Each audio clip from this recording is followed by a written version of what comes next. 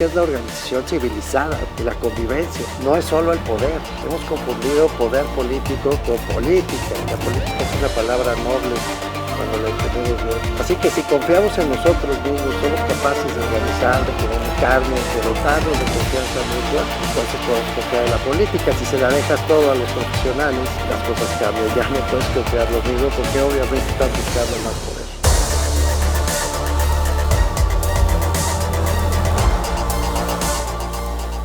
Bienvenidas, bienvenidos.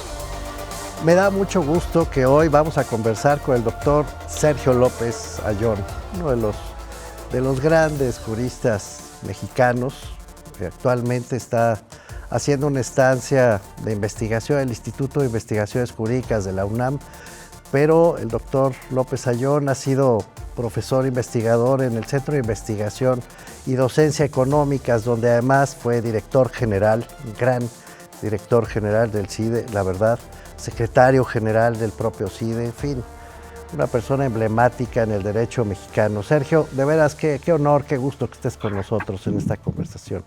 Mauricio, buenas noches. Perdón, sé que no estamos necesariamente en la noche, pero buenas días, tardes, noches. Buenas lo que toque. Buenas lo que toque. Querido Sergio, oye, bueno, hay muchos motivos para platicar contigo, la verdad, pero muchos, y por eso me da tanta alegría tenerte. Pero hay uno en particular que tiene que ver con toda tu formación de constitucionalista, y es eso, el Estado de Derecho. Me preocupa, la verdad, querido profesor, el Estado que guarda el Estado de Derecho en México. ¿Tengo motivos para preocuparme o estoy exagerando? Me gustaría saber tu opinión de entrada. No, Mauricio, yo creo que tienes razón para preocuparme, pero creo que nos lleva a una preocupación mucho más amplia. Okay. Déjame exponer en 3 líneas por qué Sí. estamos en un momento particularmente complejo para esta idea. El Estado de Derecho, hay muchas acepciones, hay una gran discusión, pero para ponerlo en breve, es una construcción histórica muy puntual. Y es la reacción que se da en Europa contra el modelo de poder absoluto. Es decir, contra esta idea del soberano que por derecho divino conjuga en su persona las funciones administrativas, judiciales, políticas, y que lo hace además por un derecho divino, ¿no? A lo largo de muchos siglos se construye una idea que pone o que voltea esta idea y pone en el centro a las personas, a sus derechos, a los límites del poder. La revolución liberal, Sergio, de eso me estás hablando. Las revoluciones liberales, Sí. la francesa, Sí. La británica. la británica, la americana, ¿no? Sí. Y obviamente las ideas que modifican el lugar de la soberanía y que lo transfieren del soberano persona al pueblo, ¿no? Sí. Al elemento constitutivo del Estado, Sí. y que para mí sintetiza muy bien el artículo 16 de la Declaración de los Derechos del Hombre y del Ciudadano, que dice: todo Estado que no tenga una constitución entendida esta como que no garantiza los derechos y la división del poder, no es un Estado que tenga una constitución. La constitución es eso, Okay. es la garantía de los derechos de las personas Sí. y los mecanismos de división del poder para que éste no resida en una sola persona, sino que existan funciones diferenciadas que hagan peso y contrapeso. Más Ese claro es ni el agua. Es decir, la es ponerle esencia. límites al ejercicio del poder absoluto. Así nace el Estado del Derecho, y lo hace fijando justamente derechos para las personas Así que es. pueden ser defendidos, invocados. Es decir, hay que hacerlos valer y Hay que ponerle hacerlos valer. límites a los poderosos. Es decir, las personas tienen derecho y Sí. son derechos que se ejercen frente al poder. Sí, de acuerdo. Poco después viene ya, digamos, déjame llamarlo así, el movimiento, la revolución democrática, que Sí. a esto añade, ¿no?, los derechos políticos, Sí. los derechos de votar, de ser votado, de asociarse políticamente, justamente para competir por el poder. Y esto va asociado al ejercicio de ciertas libertades, la libertad de expresión, la libertad de asociación, la libertad de movimiento. Sí, Construyen este escenario, digamos, que permite el diálogo, que permite la democracia, que permite procesar el conflicto, sí. siempre en un entorno, digamos, de derechos, de respeto, de tolerancia. Ok. Por un lado Ahora, tenemos los límites al poder, por el otro lado tenemos las posibilidades de que la gente participe en no solo la integración de ese poder, sino en la forma en que el poder es ejercido.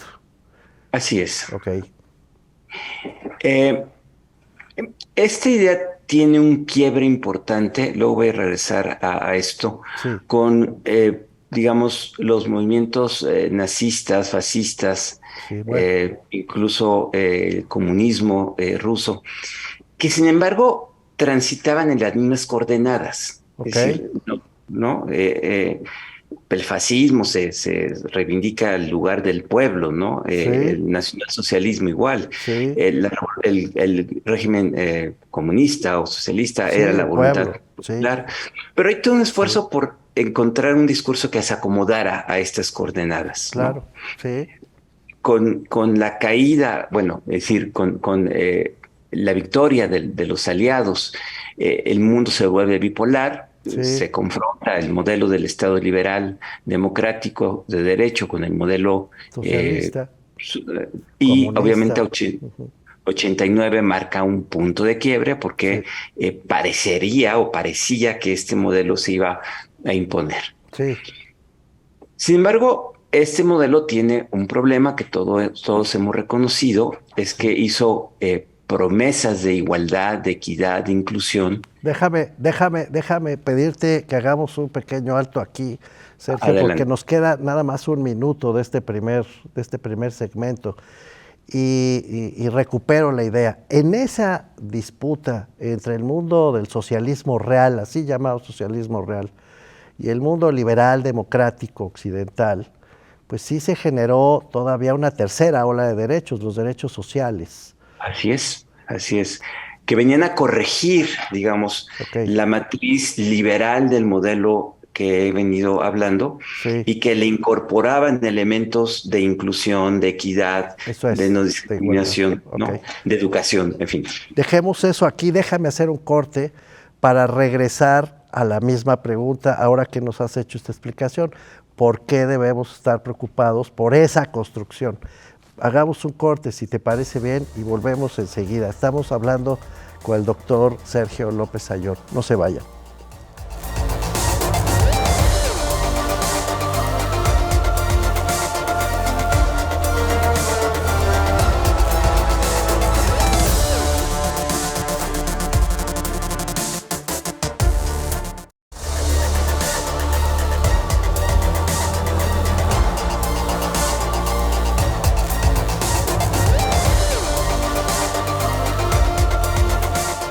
Estamos de vuelta con el doctor Sergio López Ayón, que nos explicaba en el primer segmento pues que el Estado de Derecho es en realidad una construcción histórica que pasa por ponerle límites al poder. Lo estoy súper sintetizando, Sergio, dime si me equivoco, por ponerle límites al poder, por afirmar que la soberanía es de las personas, por hacer participar a esas personas en la integración del poder y en el control de cómo se ejerce ese poder, y en la construcción de un Estado capaz de proveer mínimos de derechos sociales a las personas para darles un piso de igualdad.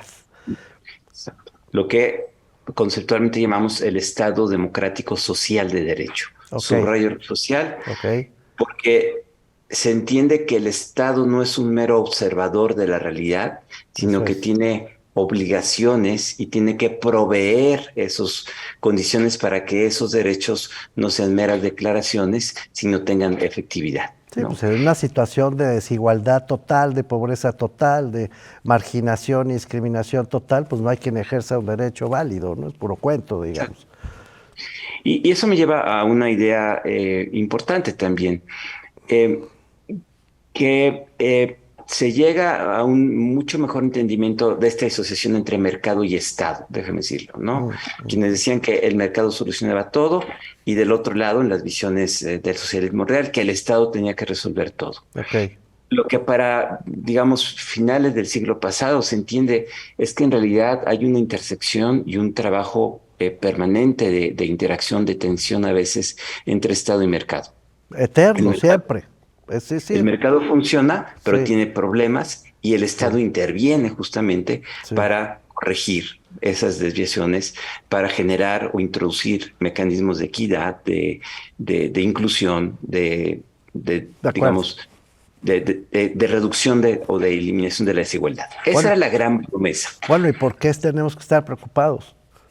porque tenemos que admitir que por diversas razones, Sí, creo que mayormente vinculadas con las fallas en los mecanismos democráticos de rendición de cuentas, ok, mayormente ocasionadas por la desconexión que hubo entre las clases políticas, los partidos políticos y sus representantes. ok. Y aquí anoto una idea que voy a desarrollar después, porque los medios de comunicación, las tecnologías de la información, vienen a generar un elemento de disrupción en las relaciones sociales muy, muy, muy profundo. Voy a volver a esto un poco más adelante. Sí, Hay un desencanto con estas promesas, sí, desencanto no solo en México, sino en el mundo, sí, y aparecen o reaparecen más bien, creo que eso es mucho más exacto, estas figuras que hoy etiquetamos bajo la idea de populismo, sí. pero que en el fondo es una reivindicación del ejercicio absoluto del poder, Ok, ok. Así. Sí, justificado sí. en que esas figuras son los representantes auténticos del pueblo Ok, y que tendrían una alternativa a ese modelo que se consideraba liberal y que había roto esas promesas. ok. Digo que aparentemente, Mauricio, con esto acabo, Sí, sí, porque cuando uno los mira con detenimiento, sí. lo que hay en estos movimientos, en el fondo, es una justificación del ejercicio absoluto del poder, no un proyecto de sociedad más igualitaria, por lo menos en lo que hemos venido viendo en la última década. Y es un fenómeno que está sucediendo en un montón de lugares del mundo, además, Sergio. Es decir, el paso número uno era ponerle límites al ejercicio del poder político. Y tú ves que esos límites están siendo vulnerados. Así es. Ok, Eso es el primer signo de los gobiernos populistas, es, digamos, la vulneración de esos mecanismos de contrapeso para concentrar el poder bajo el argumento o bajo el presupuesto de que es la concentración del poder la que permitirá corregir y generar estas condiciones de mayor igualdad o de mayor, digamos, de reivindicar la nación y el pueblo como los depositarios de la soberanía, ahora, pero puestos, deja de frasearlo de esta manera, perdón que te haya interrumpido sí, otra vez, pero deja de frasearlo así para entendernos, ¿no? De un lado, hay que ponerle límites, dices, al ejercicio del poder. Así nace el Estado de Derecho. Es la condición número uno históricamente planteada. Límites al ejercicio del poder. Pero vienen y dicen, pues no, no me pongas límites al ejercicio del poder a cambio de que yo te represente, pueblo, y te dé todo lo que necesitas. Entonces, tú dices, y me además, enfrenté, y tú y me dices, enfrenté a los poderes políticos tradicionales para sustituirlos por sí, algo nuevo. pero para darte lo que necesitas. Correcto, No para no correcto. darte lo que necesitas. O sea, te quito el límite que me estabas imponiendo porque necesito tener todo el poder necesario, necesito el poder indispensable, suficiente, para poderte devolver a ti, pueblo, en beneficios, en bienestar, en recursos, todo lo que te fueron quitando. Esa es más Así o menos es. la lógica. Esa es más o menos la lógica que estamos viendo. Y tú dices que ni Chana ni Juana, ni los Dicha no límites es una- funcionan, ni se le devuelve al pueblo lo que está necesitando. es correcto. Ok, Y no sé si ahora o más adelante tú me dices, sí, junto con esto, sí, hay otro proceso disruptivo que es el proceso de las irrupción de las tecnologías de la información que modifican digamos, las coordenadas de relación temporal espacial de las personas y de la cantidad de información disponible con características muy peculiares. Pero entonces tenemos un proceso todavía mucho más complejo, porque este Así es. intercambio de, digamos, no límites al ejercicio del poder o límites laxos, cuando me refiero a límites a que si alguien abusa de su poder, de su autoridad, desde la representación política, pues no tienes cómo defenderte. Supongo que a eso te estás refiriendo. Te pueden pasar el camión por encima y no pasa nada. No hay, Así es, pero sí. además hay una distorsión muy profunda de las coordenadas de conocimiento. Me voy a explicar en 3 segundos. Ujú, Primer gran revolución, el alfabeto y la creación de la escritura. sí, Sí, eso cambia de las acuerdo, relaciones sociales. de acuerdo. Segundo momento, la imprenta y la difusión masiva de conocimiento que le sigue. De acuerdo, Tercer momento, los medios de comunicación masivos. sí, Pero ese momento ya quedó superado por por un este desarrollo cuarto. De tecnológico. esto Por eso, tenemos que hablar de regreso de este segundo corte, querido Sergio, porque parece importantísimo. No se vayan, estamos hablando con el doctor Sergio López Ayllón. Volvemos.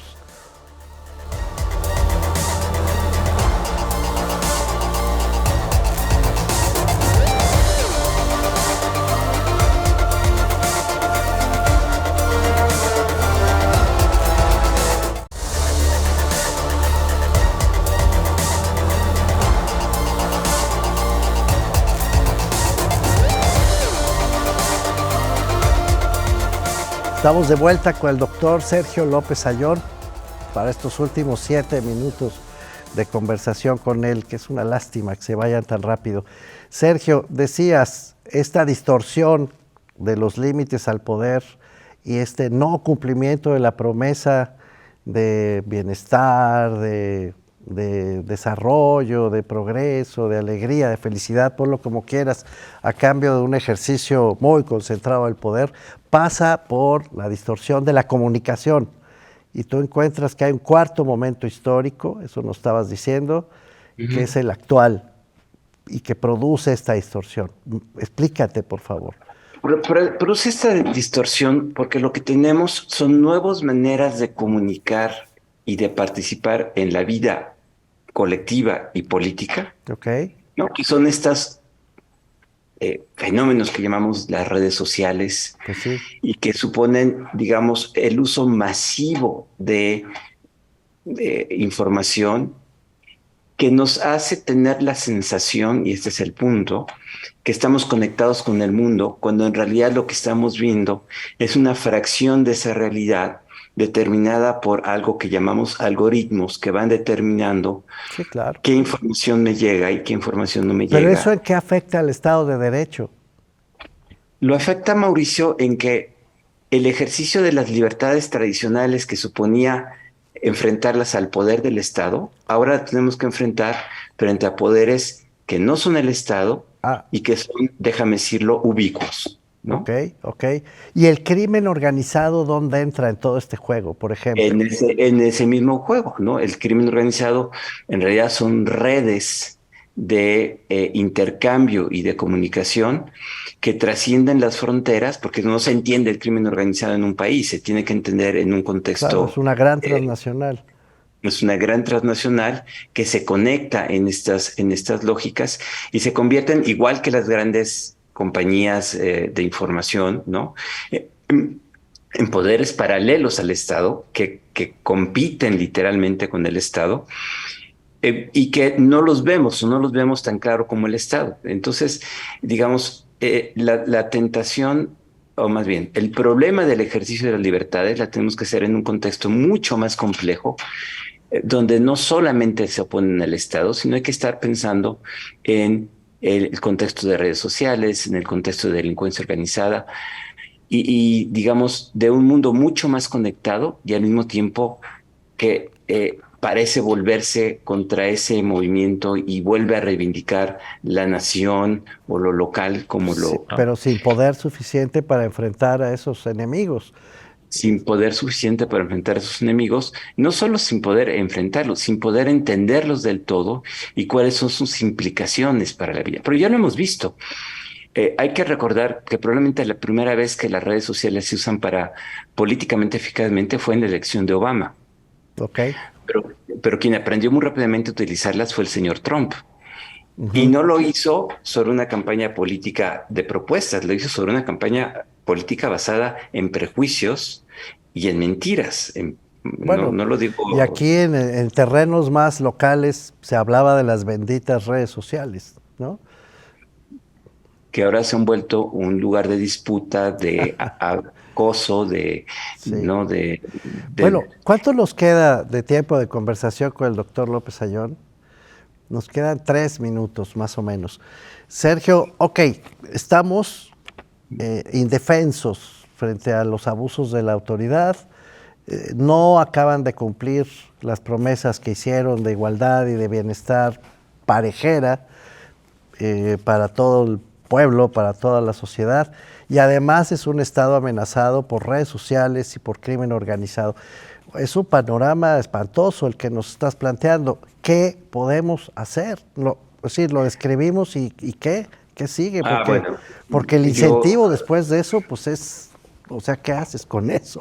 no, es donde tenemos que no conceder que eso es y volver a estos principios básicos, ¿Ok? digamos, de derechos, de espacios de empoderamiento personal, de participación política y de representación política. Lo que nos pone es un desafío intelectual enorme, O porque sea, tenemos que hacer política, eso estás diciendo, para tenemos defendernos que del deterioro del Estado de Derecho, nos llamas a hacer política, a los lo ciudadanos llamo, comunes y corrientes. llamo a ejercer los derechos, ¿Sí? a pesar de que parezcan insuficientes, ¿Ok? llamo a hacer política en el sentido más amplio del término, ¿Ok? y llamo a repensar nuestras formas de convivencia política y de horizonte temporal. 2 minutos nos quedan. Cuando dices este llamado a hacer política, que me parece muy interesante, para rescatar el Estado de Derecho, esto es, para volverle a poner límites al poder, para garantizar que se cumpla lo que promete y para evitar que se vuelva un Estado sin poder, sin capacidad para resolver los grandes desafíos del mundo. Un estado líquido, Un vamos a estado ponerlo. líquido. Bauman decía eso, o sea, que dice mucho pero no hace nada, en 2 palabras. Exactamente. Y tú Exacto. dices, tenemos que regresar a la esfera política. A la esfera política y yo diría por lo local, por lo más cercano, por lo más próximo, no ¿Ok? por las grandes, ¿no? Y tenemos que rehacer la utopía, Mauricio. Yo creo que gran parte del desencanto que tenemos es que hemos perdido esta capacidad que sí existieron en las revoluciones liberales de tener una gran utopía. ¿Ok? Eh, y que la realidad no la mate. Lo que tenemos que hacer es generarla y que se vuelva la portadora, digamos, Yo tengo una de... utopía, fíjate, antes de cerrar esta conversación, para ver si la compartes. Mi utopía es tan simple como que la vida pueda ser, que no nos maten y que nos dejen vivirla. Punto. Esa es la utopía. Dejar que la vida sea. Yo diría, coincido plenamente, Sí, nada más dejar que la vida sea sí, basada en la posibilidad de ejercer los derechos. Y otra vez, cuando claro. digo ejercer, no digo que sea suave, que sea dúctil y que sea Fácil. evidente. Sí, Hay que pelear por los derechos. ok. Son nuestra trinchera a partir de la cual podemos hablar, podemos decidir, podemos convivir, podemos construir, digamos, una vida en común. Para mí, esa es la idea que tendríamos que estar permanentemente recordando. Pues Y así lo haremos, querido Sergio. Vaya conversación, muchísimas gracias por estar aquí y con esto nos quedamos. Nos convoca el doctor López Ayón y yo encantado de seguir esta convocatoria a reivindicar la vida política en el mejor de los sentidos, para hacer valer nuestros derechos y rescatar lo que hoy vemos muy deteriorado. Gracias, Sergio, por acompañarnos. gracias, Mauricio. Nos vemos en la próxima conversación y ojalá venga pronto otra vez el doctor López Ayón. Hasta la próxima conversación. Hasta la próxima.